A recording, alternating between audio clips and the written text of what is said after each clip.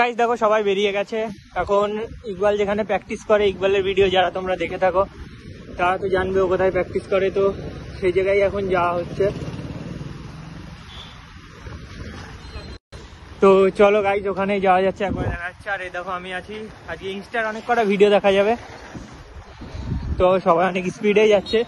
আর এইদিকে road reaction,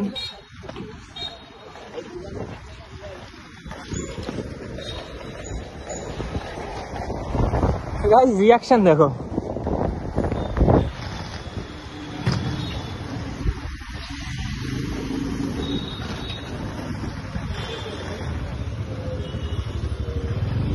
এই যে গাইস এদিকে শুধু রিয়াকশন আর রিয়াকশন, আর কিছুই না। এখানে হয়তো ইকবাল বাদে তেমন কোনো স্কেটার নেই, যেই কারণে এত রিয়াকশন আসছে। গাইস পান্ডা ওখানে কি করে উঠলো? আরে ভাই